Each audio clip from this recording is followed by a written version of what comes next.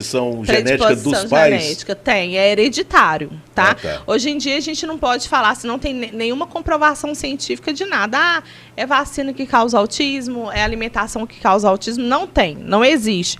A não ser algumas situações em que existe uma síndrome genética associada. Por exemplo, a síndrome do X frágil, né? Existe o X frágil que concomitantemente tem a questão do autismo junto, entendeu? Então, assim, existem várias síndromes, síndrome de Angelman, então várias síndromes genéticas que vêm em comorbidade com o autismo. O autismo vem em comorbidade com essas síndromes, né? Fora isso, não existe assim, uma explicação científica, existe a questão da hereditariedade. Então, quando você tem, por exemplo, uma família que vem uma criança, né, com autismo, na hora que você vai avaliar essa família, sempre tem assim, que antigamente não tinha diagnóstico, né? Sim. Mas sempre tem assim, aquele tio que ficou na roça, aquela tia que não casou porque era diferente, entende? Ou então aquele tio que foi internado lá em Barbacena, a tia-avó que ficou lá em Barbacena, que tomava gadernal. Antes o autismo era considerado como doido, né? Como doido. Então as pessoas elas ficavam internadas em hospitais psiquiátricos, elas tomavam remédio muito forte, ficavam só dentro de casa, né?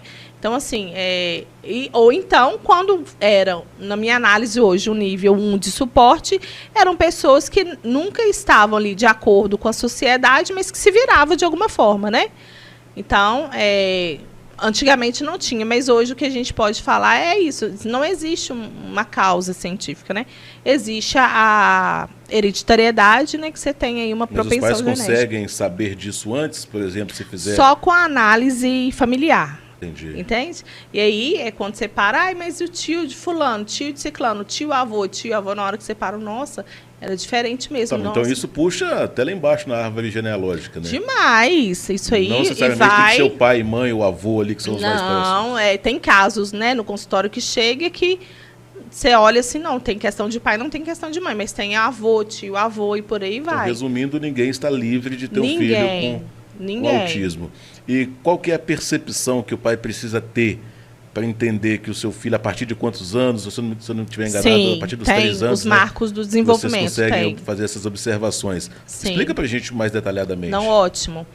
Toda criança ela tem um marco de desenvolvimento dentro do padrão, lembra que eu falei mais no início? Sim. O padrão de comportamento. Então, uma criança com 3 anos, ela já tem que falar, socializar, né, ter um padrão de comportamento específico. Então, aí, por exemplo, colocando o meu filho mais velho como exemplo, que existem 2 tipos de autismo, tá?